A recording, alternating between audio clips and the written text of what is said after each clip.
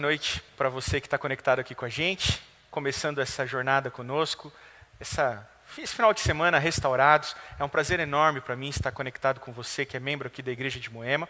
E eu quero saudar também os membros do Distrito do Jaguaré, onde eu sou pastor, que estão conectados conosco aqui também nessa noite. Quero agradecer o convite, pastor Igor, que é um bom amigo, que generosamente fez esse convite e diz que convite de amigo a gente não pode nunca recusar. Então, prontamente aceitei o convite de estar com vocês. Eu espero que vocês aí, mesmo separados por essa tela, sejam abençoados por Deus, assim como eu também já tenho sido, desde que tenho me preparado para estar aqui com vocês. Nós vamos passar nesses 3 dias falando sobre restauração e sobre Páscoa, cruz, ressurreição, sobre tudo aquilo que a atmosfera dos nossos dias tem nos trazido. Apesar de serem dias difíceis, apesar de muitos de nós estarmos passando por algum tipo de luto ou angústia, lutando com pessoas queridas, lutando pela vida, é momento de trazermos à nossa memória aquilo que pode nos dar esperança. E é por isso que, de alguma maneira, as mensagens que preparei são mensagens que trouxeram a mim alguma esperança e que eu espero que também nesse momento possam trazer para você. Eu quero começar hoje convidando você a abrir sua Bíblia no livro, na primeira carta de João, no capítulo 3, e nós vamos ler o verso 1. Primeira carta de João, lá no finzinho da Bíblia, capítulo 3, verso 1. E eu quero falar sobre restauração da imagem, restauração da identidade. Qual que é a nossa identidade? Enquanto você procura, 1 João capítulo 3, verso 1, eu quero fazer uma breve oração com você. Senhor Deus, nesse momento, nós vamos abrir Tua Palavra, estamos conectados, reunidos através dessa plataforma de transmissão, para estudar a Tua Palavra, e queremos pedir que o Teu Espírito, nesse momento, abra o nosso entendimento, ilumine a nossa mente e traduza tudo aquilo que vai ser dito aqui, para atender a demanda de cada coração daqueles que estão assistindo. É o que eu te peço por Jesus. Amém. 1 João, capítulo 3, verso 1, diz assim: Vede que grande amor nos tem concedido o Pai, a ponto de sermos chamados filhos de Deus. E de fato, somos filhos de Deus. Por essa razão, o mundo não nos conhece, porquanto não o conheceu a Ele mesmo. Somos filhos de Deus. Qual é a nossa identidade? Quem nós somos? Quem as pessoas dizem que você é? Como você se relaciona com Deus? Eu faço parte de uma geração que foi, de alguma maneira, ferida pela cultura religiosa na qual fomos criados. E aqui eu não estou dizendo de igreja, nem de bandeira de igreja, nem de placa de igreja, nem de discurso ou doutrina religiosa, eu estou falando de uma cultura religiosa, que de alguma maneira ensinou a minha geração, e eu falo isso no alto dos meus 33 anos, então você já pode ter uma ideia de qual geração pertenço. Mas uma geração que de alguma maneira foi ferida e que foi ensinada a ter medo de Jesus mais do que a amar Jesus. Que grande desafio pensar assim, não é? Eu me lembro que eu cresci numa época em que as pregações apocalípticas dominavam a cultura religiosa, especialmente na periferia da religião. É óbvio que nos grandes centros religiosos, ou nos grandes centros, nas grandes concentrações das principais vertentes teológicas do cristianismo, isso era menor. Mas na periferia do cristianismo, o discurso apocalíptico era muito forte. E eu me lembro que quando eu era pequeno, eu tinha, não por criação dos pais, porque os meus pais sempre me ensinaram por um caminho diferente, mas de alguma maneira, os respingos dessa cultura religiosa, amedrontadora, sensacionalista, às vezes com discurso até terrorista a respeito da volta de Jesus, me faziam ter medo da volta de Jesus. E não só ter medo da volta de Jesus, como medo dos eventos finais. E não só ter medo dos eventos finais, como medo de ter medo dos eventos finais. Ou seja, eu era uma criança que pensava assim: se eu tenho medo do fim do mundo, ou se eu tenho medo do apocalipse, ou medo das narrativas dos eventos finais, então eu não devo estar bem com Deus. E pior, Ele deve estar bravo comigo. Eu faço parte de uma geração e eu tento lutar contra quando penso assim com os meus filhos, e eu brinco com a minha esposa, que a gente diz assim quando uma criança faz alguma coisa de errado: olha, Jesus vai ficar triste com você, hein? Como se Jesus sofresse de variação de humor como nós humanos sofremos. Contavam para mim que quando Jesus voltasse ia ter um telão de LED no céu que ia expor todos os meus pecados ocultos. E eu ficava em desespero. Meu Deus, já pensou passando tudo aquilo? E todo mundo vendo.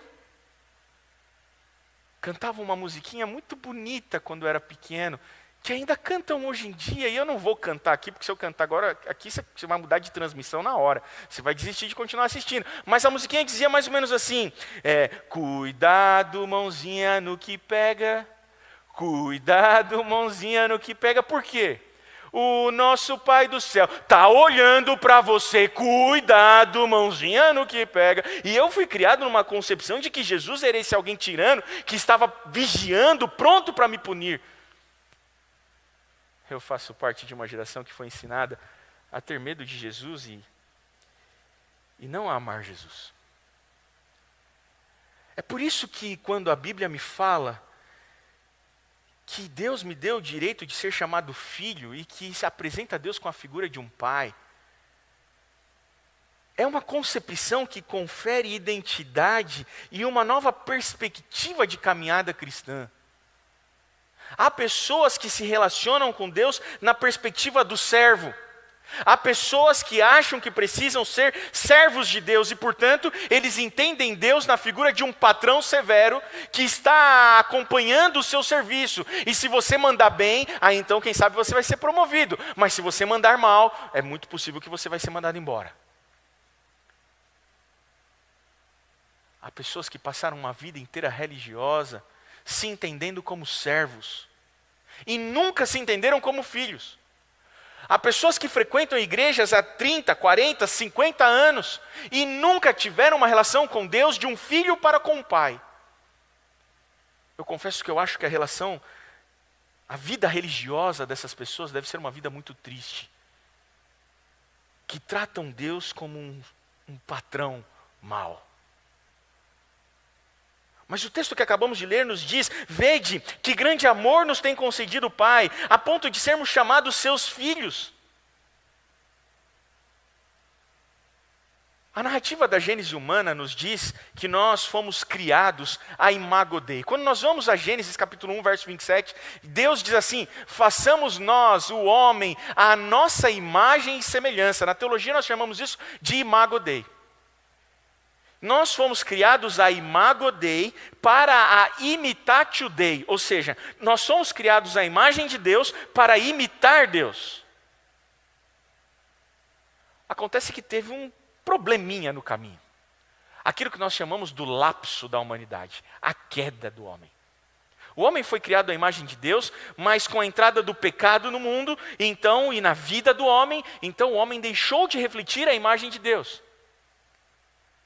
E quando a gente vem para o capítulo 2 de Gênesis, e agora eu quero convidar você a ir lá atrás comigo, voltar lá no início, Gênesis capítulo 2, diz que o homem foi criado à imago Dei, a imagem de Deus, e no verso 25 do capítulo 2 diz assim: ora, um e outro, homem e sua mulher, estavam nus e não se envergonhavam.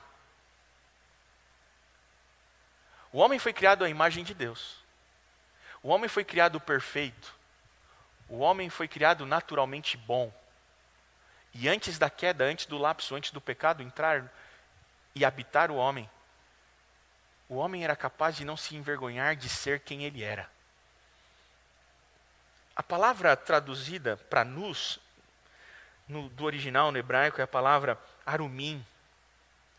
E arumim é o plural de Aron. E Aron significa sem máscaras. Aron significa descoberto. Aron significa sem maquiagens. Aron significa revelado a sua verdade. Aron significa não traiçoeiro. Aron significa sincero. Aron significa real. Aron significa sem máscaras, sem maquiagens. A nudez que nós temos aqui, mais do que a nudez de pele ou de corpo, o que a narrativa da Gênese humana está nos dizendo é que havia aqui uma transparência de caráter.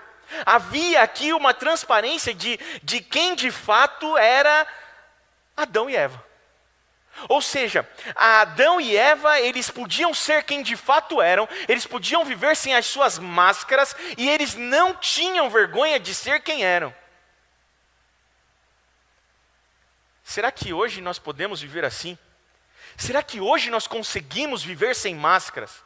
Será que nós conseguiríamos agradar os outros se nós pudéssemos ser quem somos e não nos envergonhar de ser quem de fato somos? Já pensou se tudo aquilo que está no teu coração pudesse ser revelado agora e quem está do teu lado pudesse conhecer o íntimo do seu coração? Será que você se envergonharia ou você não se envergonharia? O que o texto está dizendo é que antes do pecado, o homem era puro e bom a ponto de não se envergonhar de ser quem era. Difícil, não é? Só Deus, você e o espelho do seu banheiro sabem quem de fato você é. Só Deus, eu e o espelho do meu banheiro sabem de fato quem eu sou. Nem minha esposa sabe completamente quem de fato eu sou. Porque depois do pecado nós não conseguimos sair mais na rua sem as nossas máscaras.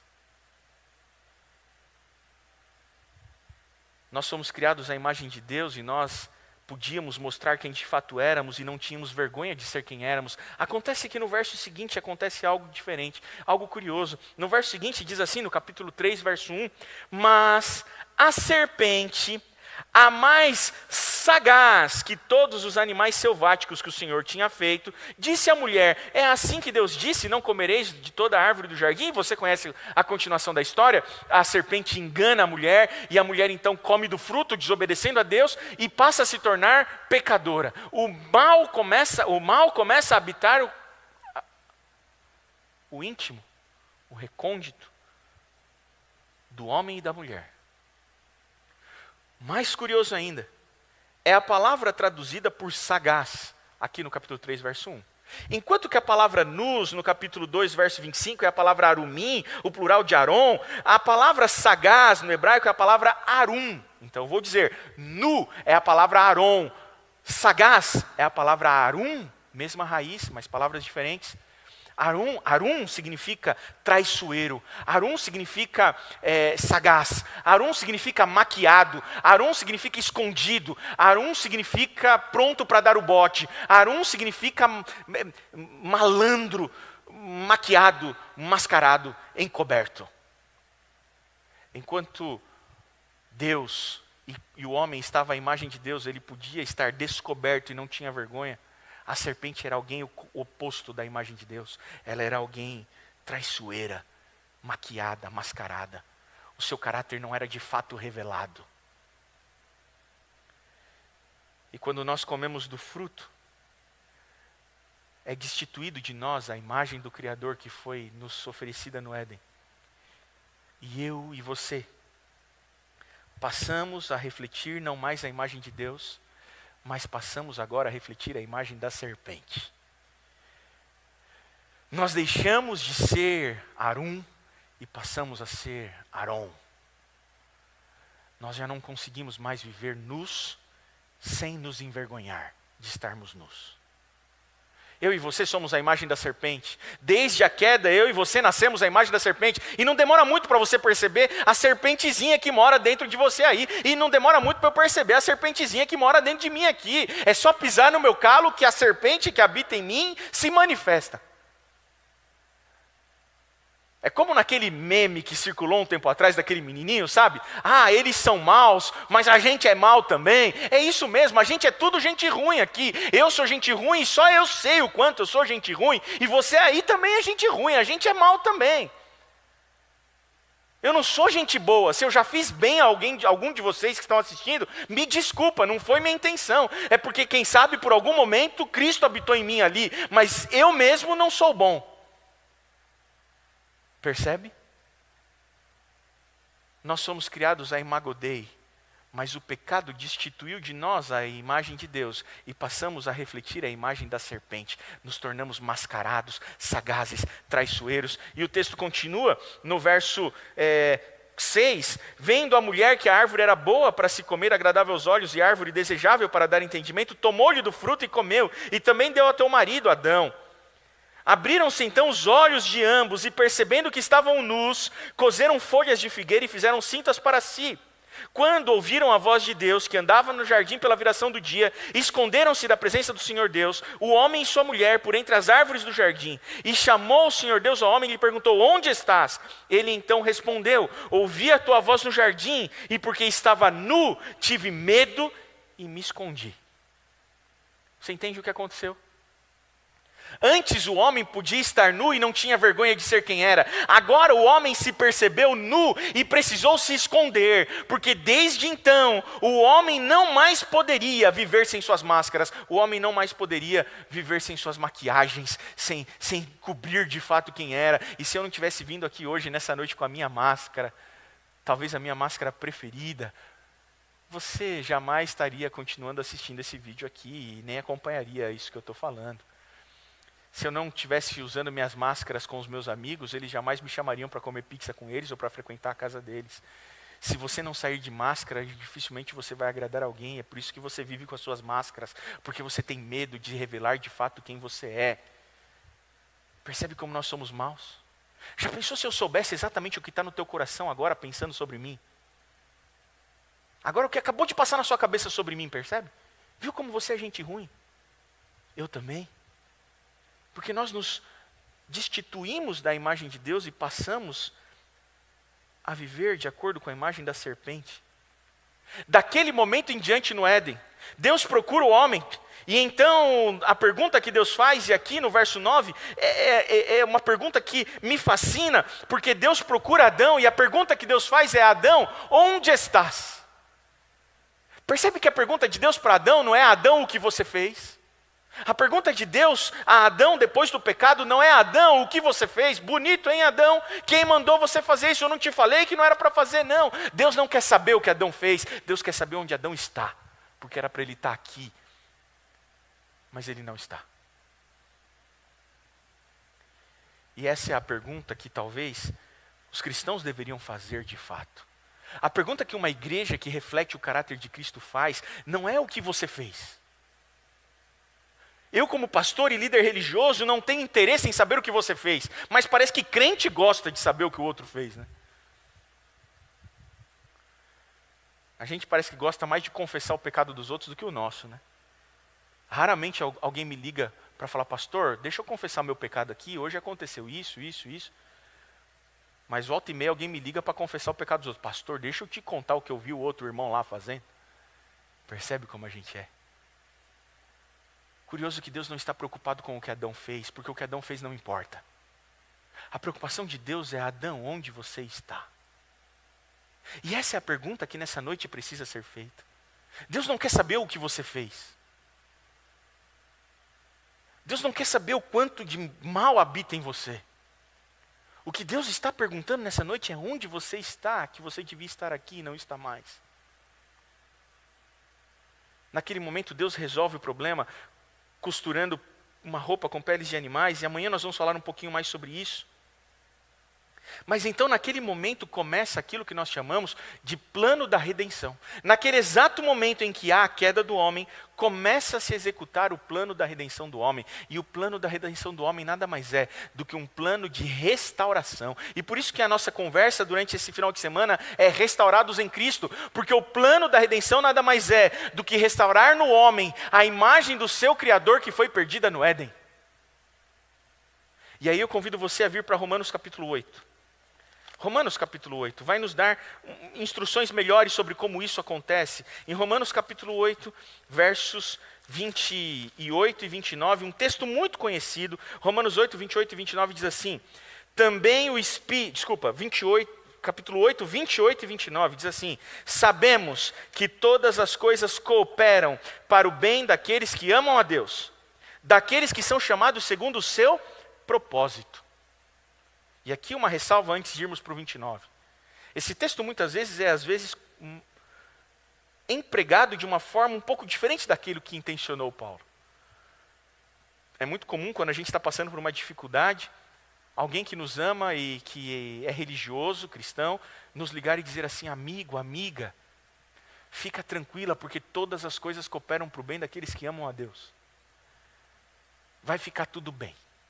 A impressão que dá é que aqueles que são religiosos são prediletos por Deus e, portanto, Deus vai abençoar de uma maneira bem especial e nada de ruim vai acontecer com eles. E não demora muito para a gente perceber que não é bem assim, porque a vida tem um poder de agressão descomunal.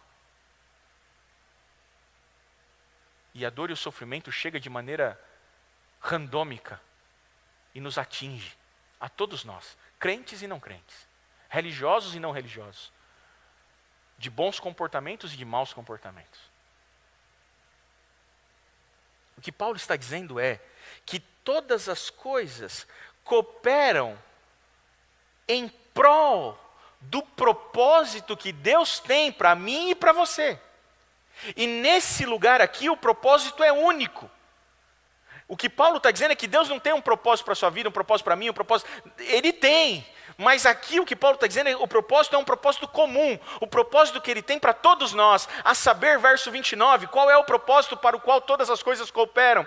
Verso 29, porquanto aos que de antemão conheceu, também os predestinou para serem conformes à imagem de seu Filho, a fim de que ele seja o primogênito entre muitos irmãos.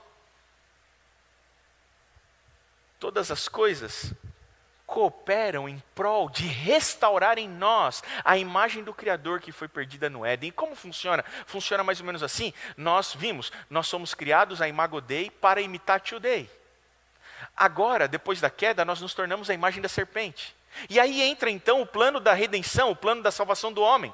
E na cruz, Cristo Jesus ganha o direito de vencer a morte, de pisar a cabeça da serpente. E agora, através de Jesus, nós podemos voltar a refletir a imagem de Deus. E quando eu e você aceitamos Jesus, e a natureza do Espírito, ela é colocada em nós, nós podemos ser transformados e restaurados à imagem do nosso Criador que foi perdida no Éden. E como isso se dá? Isso se dá através da imitatio Christis agora, da imitação do Cristo.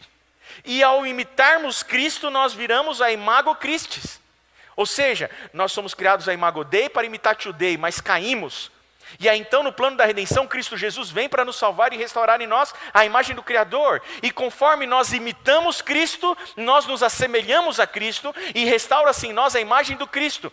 E quando é restaurada em nós a imagem do Cristo, aí então ele passa a ser o nosso irmão mais velho. Ele passa a ser o primogênito entre muitos irmãos. Logo, é nos oferecida nesse momento uma filiação. O que o texto de Romanos 8, 28 e 29 está dizendo é que quando aceitamos Jesus, nós passamos a ser filhos de Deus, tanto quanto Jesus é filho de Deus. O que o texto está dizendo é que nós não somos servos, nós somos filhos. Quem é você? Como anda a sua vida de relação com Deus? É uma vida triste de um servo para com um patrão? Ou é a vida de alguém que se entendeu como um filho? Porque quando nós nos entendemos como filhos, as coisas mudam, as perspectivas mudam, e as nossas relações com o nosso próximo e com Deus também mudam. Quando nós nos entendemos como filhos, a nossa chavinha vira, e a nossa caminhada com Deus toma um outro rumo. Porque agora nós sabemos que somos filhos. E filhos têm direito às heranças todas do Pai. Tudo aquilo que é do Pai é garantido ao Filho. Talvez eu esteja falando a pessoas que já são crentes há muito tempo, mas nunca se entenderam como filhos.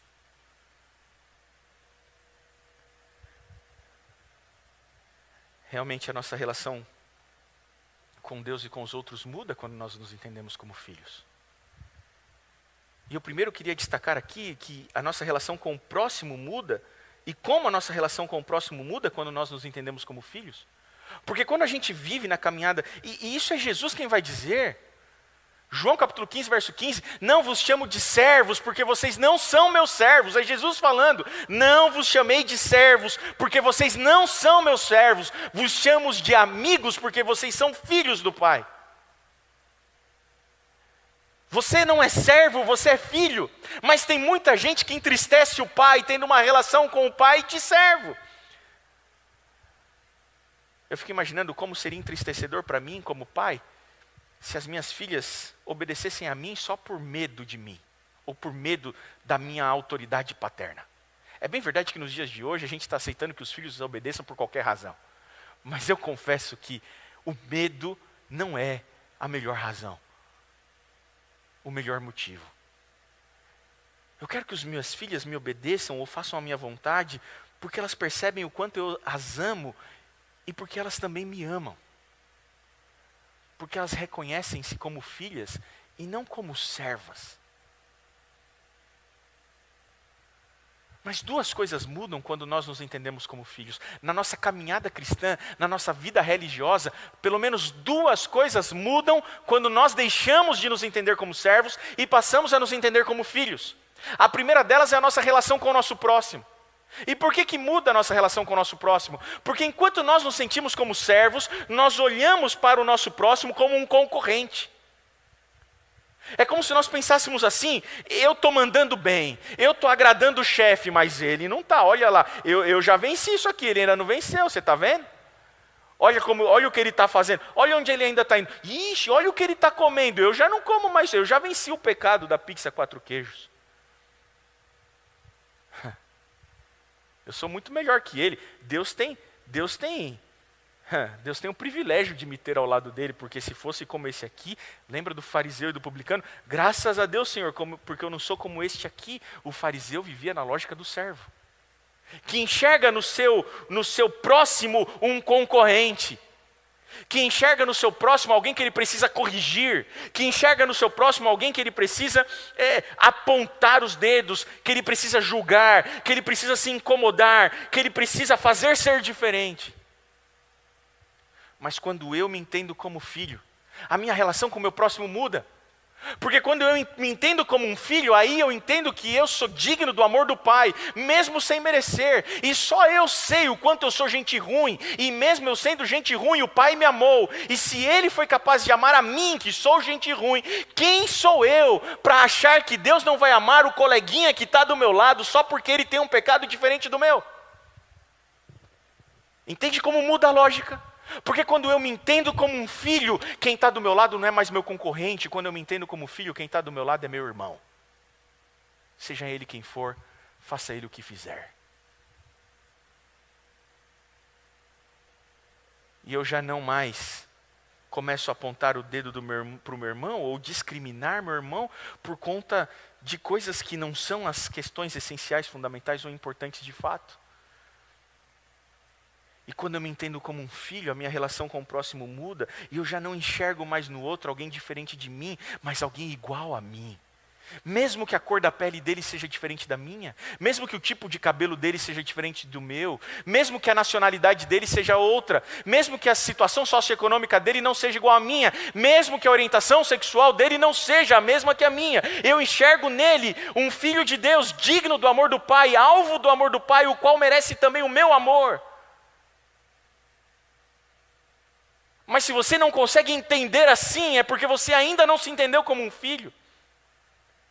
É como essa história aqui que eu vi no jornal um tempo atrás, do Jax e do Reds. Eu vou pedir para o Esteban ajudar a gente a colocar a imagem para você. Você vai provavelmente ver aqui essa primeira foto. São 2 menininhos. Talvez você já tenha lido essa reportagem ou visto. Olha que 2 menininhos lindos. Você está acompanhando aí, você deve estar vendo um menininho de cabelo moicano e um menino com cabelo raspado. Então assim, o menininho de pullover vermelho chama Jax. E o menininho de gravata vermelha chama Reds. Os dois têm a mesma idade, 6 anos, nessa foto. E eles estudam na mesma escola.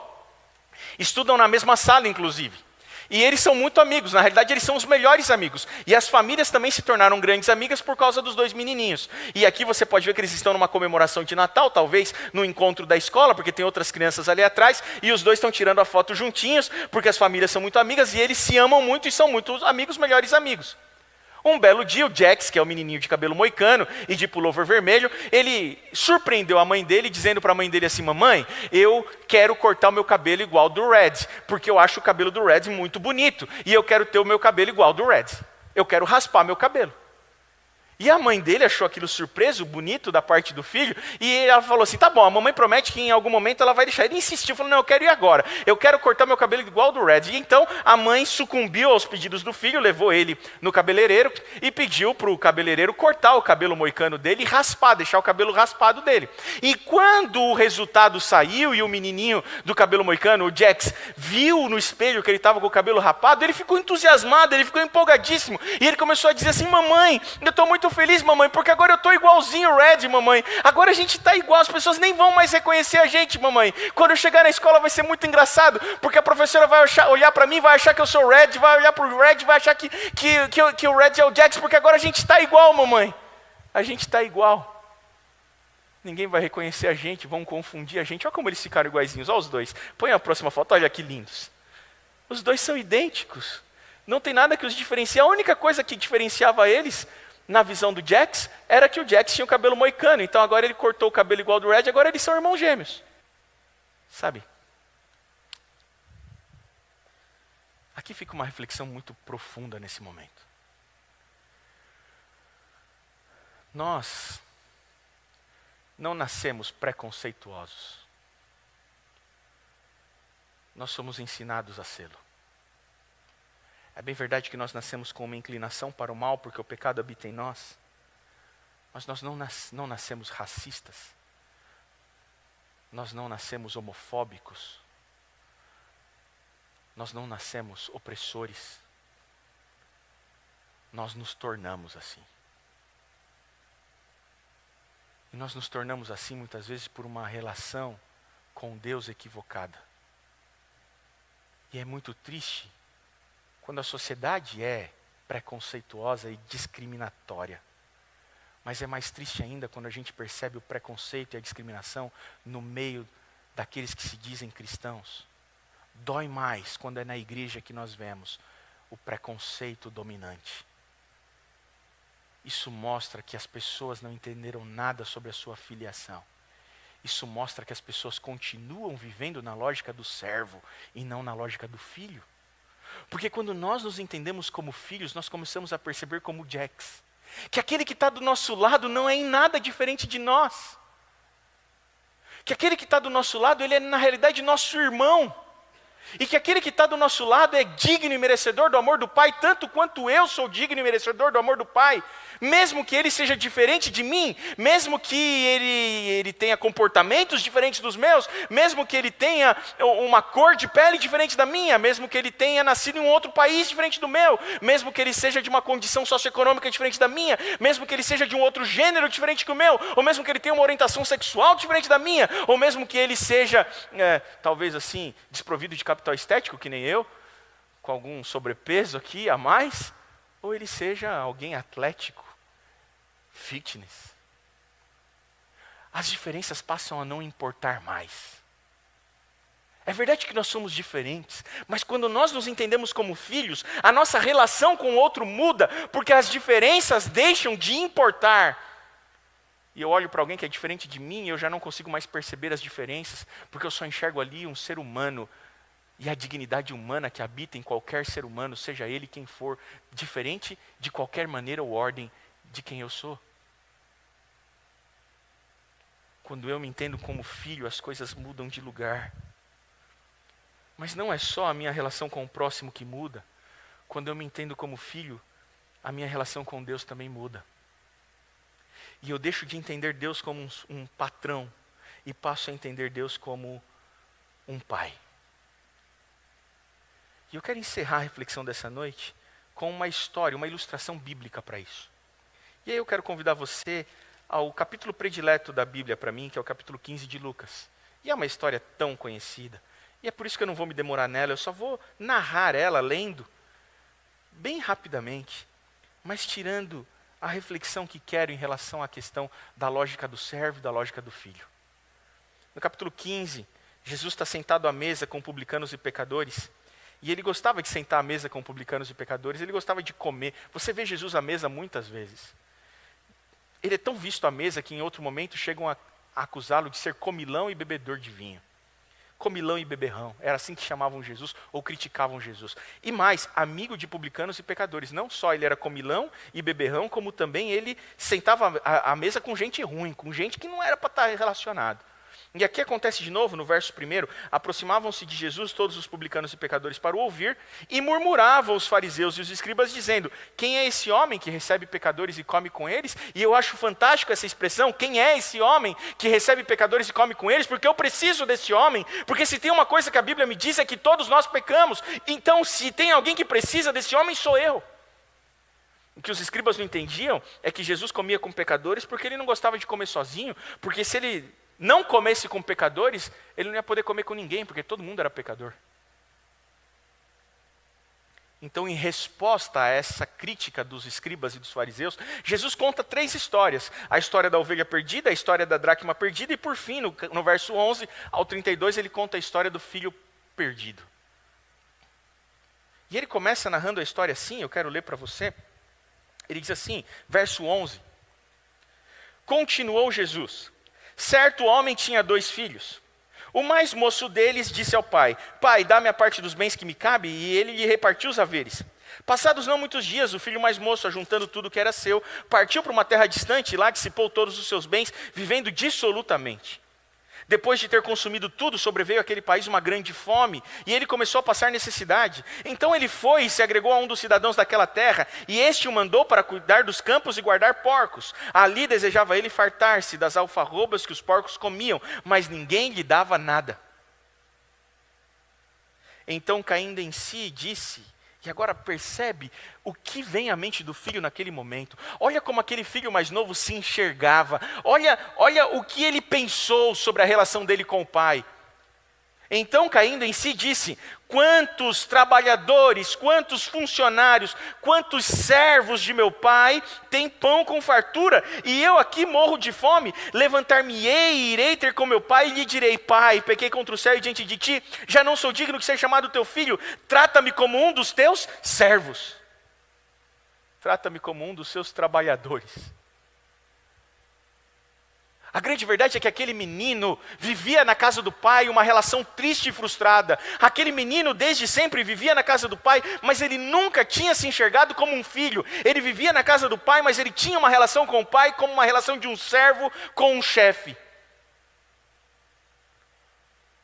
E seguramente foi essa perspectiva de se enxergar como servo e não como filho, de não entender qual era a sua identidade, é que fez com que aquele menino quisesse ir embora da casa do pai. E até hoje, o que tem feito as novas gerações irem embora da casa do pai, é porque não entendem que são filhos, ou porque não foram ensinados pela cultura religiosa a se perceberem ou se entenderem como filhos. Muitas vezes foram ensinados pela cultura religiosa a se sentirem como servos devedores.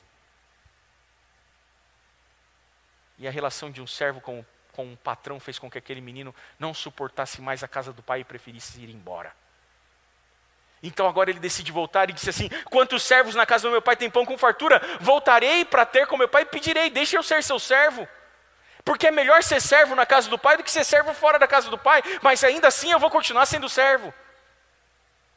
Verso 20, e levantando-se foi para o pai, vinha ele ainda longe, quando seu pai o avistou e compadecendo dele, correndo, o abraçou e o beijou. E aqui está o fator redentivo da história. A salvação e a redenção não acontece quando o filho decide voltar. A salvação e a redenção acontece quando o pai vai ao encontro do filho. É assim desde o Éden, é Deus que vai ao encontro do homem. E o filho, verso 21, disse: pai, pequei contra o céu diante de ti, já não sou digno de ser chamado seu filho. Então o pai interrompeu o filho, e o pai disse assim: filho, eu não quero saber o que você fez. A pergunta que eu tenho para fazer para você não é o que você fez. A pergunta que eu tenho para fazer para você é onde você estava, que você não estava aqui comigo e eu estava te esperando todos os dias.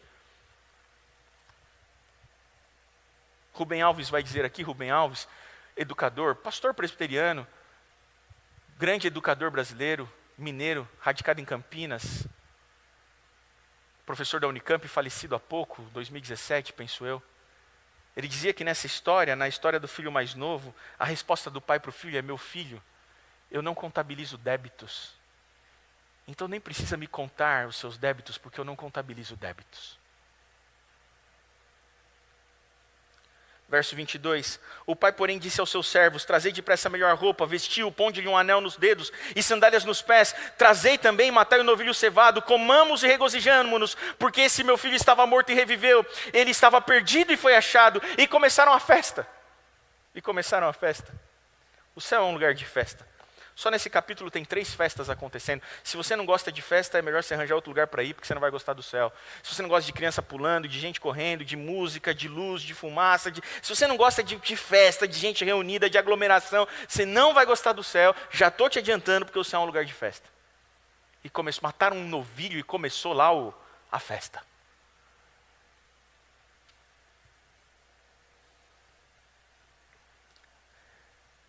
Talvez tenha sido aqui a primeira vez que aquele menino tenha se entendido como um filho em toda a sua vida em relação com o pai.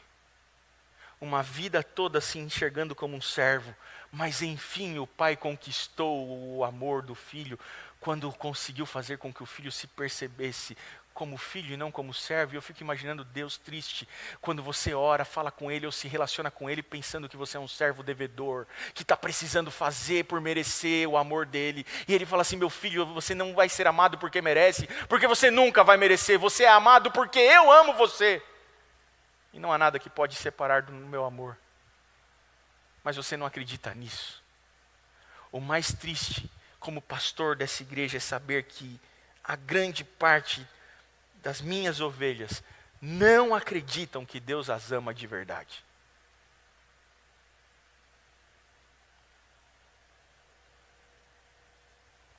Mas a história termina aqui. Ora, o filho mais velho estivera no campo e quando voltava, ao aproximar-se da casa, ouviu a música e as danças. E já achou ruim. Chamou um dos criados e perguntou-lhe o que era aquilo. Ele informou, veio teu irmão e teu pai mandou matar o novilho cevado porque o recuperou com saúde.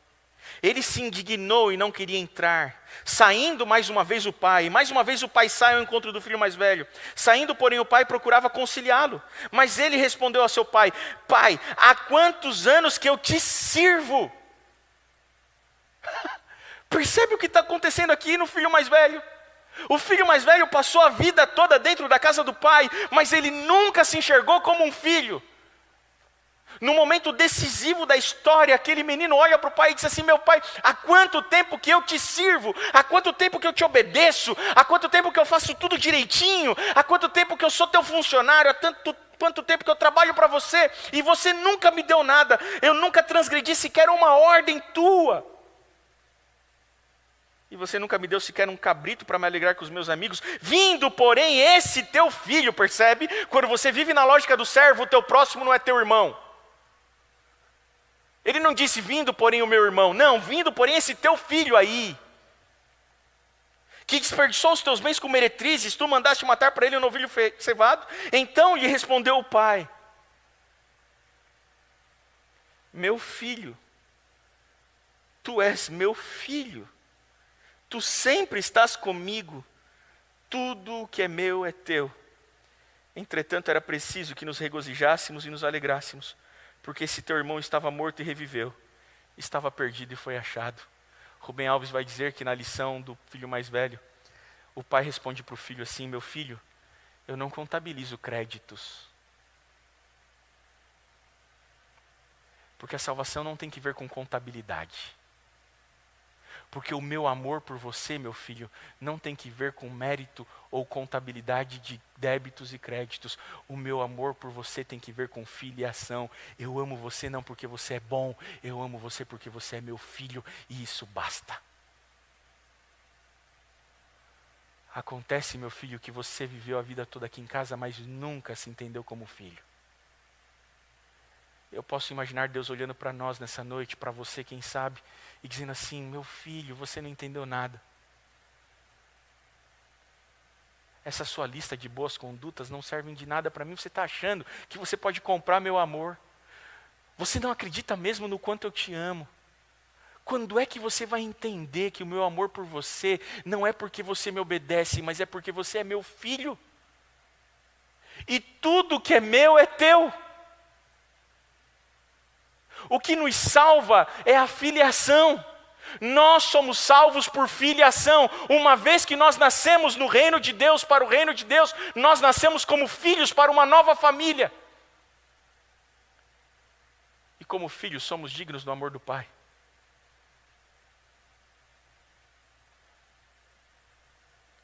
O mais triste dessa história é quando ela acaba. A poderosa inversão. Quando ela acaba, o filho mais novo, que era frequentador de baladas, termina a história se entendendo como filho dentro de casa salvo. Enquanto que o filho mais velho, que era frequentador de cultos, obediente, bom servo, termina a história do lado de fora da casa, sem se entender como filho, achando que é servo e perdido. Nessa noite Deus está dando mais uma oportunidade para você de aceitar a sua verdadeira identidade. Vede que grande amor nos concedeu o Pai, o direito de sermos chamados seus filhos. Mas você pode preferir continuar como o filho mais velho, se sentindo como um servo e se relacionando com ele como um servo e entristecendo o Pai. Ou você pode voltar para o Pai reconhecendo que Ele é Pai e dizendo: meu Pai, eu aceito ser seu filho. Eu aceito o teu amor. Lembre-se, nós não seremos condenados pelos pecados que cometemos. Nós seremos condenados pelo amor do Pai que nós rejeitamos. Há uma oportunidade mais uma vez nessa noite, para que você aceite o amor do Pai. E quando a gente aceita o amor do Pai, somos tornados filhos. E é restaurada em nós a imagem do Criador que foi perdida no Éden. Posso orar por você? Nosso Deus, nosso Pai. Senhor, é bem verdade que desde pequeno, muitas vezes, nós somos criados por essa cultura religiosa, que nos ensina muitas vezes a ter medo de Deus e não a amar Jesus. É bem verdade que muitas vezes a cultura religiosa nos ensina a acharmos que a nossa identidade é uma identidade de servo.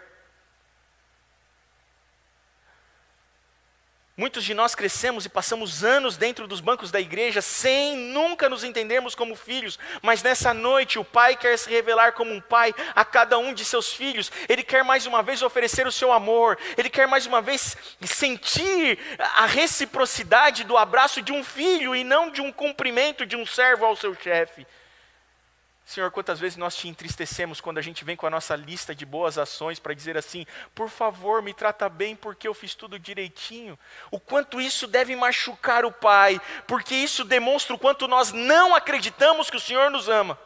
É verdade que a gente lê a respeito, a gente ouve a respeito, a gente assiste bons sermões sobre isso, a gente até fala para as pessoas que Deus as ama, mas a gente não acredita que o Senhor nos ama de verdade. E a gente demonstra isso quando a gente vive uma vida de servo e não de filho. Por isso que nessa noite, ó Pai, nós queremos aceitar a nossa nova identidade, nós queremos aceitar a nossa filiação e tudo aquilo que vem com ela.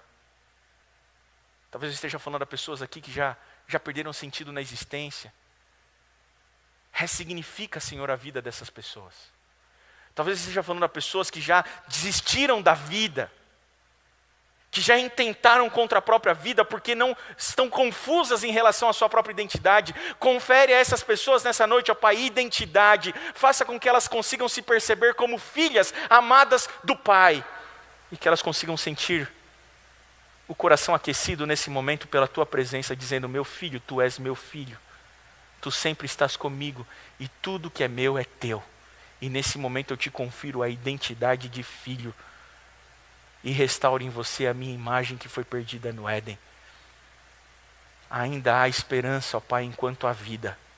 Enquanto respiramos, ainda podemos nos entregar. Que essas pessoas que estão nos assistindo possam tomar a decisão ao lado do Pai. E aquilo que porventura esteja emperrando a decisão de se entregar, possa ser rompida agora. E que o Espírito Santo incomode o coração dessas pessoas, até que elas tomem a decisão de se entregar ao Pai, de corpo, alma e espírito. É o que eu te peço em nome, por amor de Jesus. Amém. Que Deus abençoe vocês. Até amanhã.